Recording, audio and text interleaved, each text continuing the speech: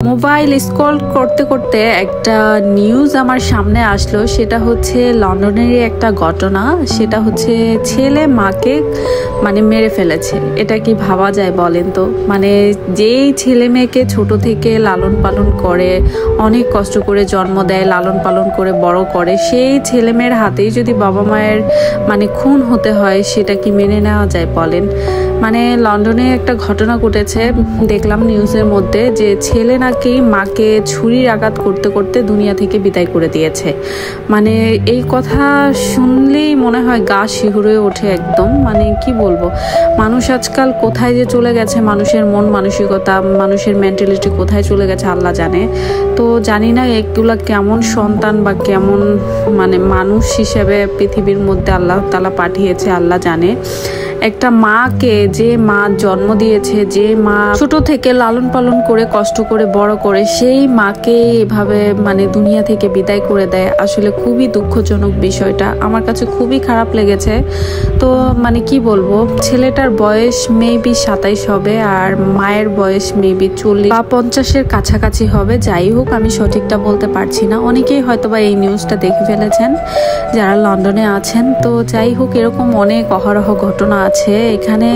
কি বলবো, এরকমও অনেকে আগে আমি চিনি না জানি না, হঠাৎ পরিচয় হয় না, এরকমও অনেক মহিলা দেখেছি তাদের সন্তানদের কথা বলতেন যে তাদের সন্তানরা তাদের কথা শোনে না। আমি লন্ডন আসার পরে এই ধরনের ঘটনাগুলো শুনতে পেতাম।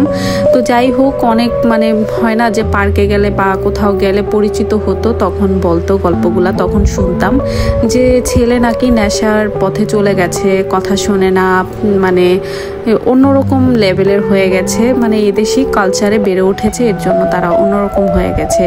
তো যাই হোক, তো অনেক এরকম অনেক সন্তান আছে যে বাবা মায়ের কথা শোনে না। তারা কি বলবো, আমি একটা বাসাতে থেকে আসছিলাম, সেই ঘটনাও একদিন আপনাদের সাথে শেয়ার করব।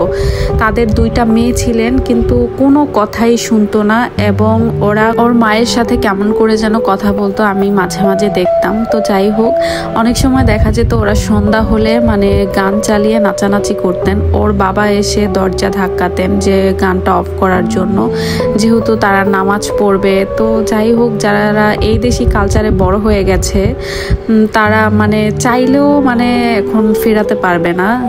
অনেক বলতো ওদেরকে নামাজ পড়ার জন্য, ওরা কথা শুনতই না। আন্টি মাঝে মাঝে আমার সাথে কান্না করতো যে মা কথা শোনে না, মেয়েরা কেমন জানি হয়ে গেছে, এই দেশি খাবারও খায় না, ওরা ভাত খায় না, রান্না করে ঠিকই কিন্তু তারা হাজব্যান্ড ওয়াইফ খায়, কিন্তু ওরা অন্য দেশি খাবার খায়, এই দেশি খাবার খায়। এই জন্য ছোট থেকেই ভালো শিক্ষা দেওয়া উচিত, কারণ বাচ্চারা, আপনি যেভাবে বাচ্চাকে শিখাবেন সেভাবেই কিন্তু বাচ্চা ঘুরে উঠবে এবং বড় হবে। তো যাই হোক, প্রথম শিক্ষিকাই হচ্ছে একজন মাটা দেখে দেখে কিন্তু ম্যাক্সিমাম বাচ্চারা শিখে বড় হয়। এদেশি কালচার তো একটু অন্যরকম, আমাদের দেশের মতো না। তো আমারও অনেক সময় ভয় লাগে যে বাচ্চারা বড় হচ্ছে। তো আমি সবসময় চেষ্টা করি যে যেহেতু আমরা মুসলিম, ওরকম ভাবেই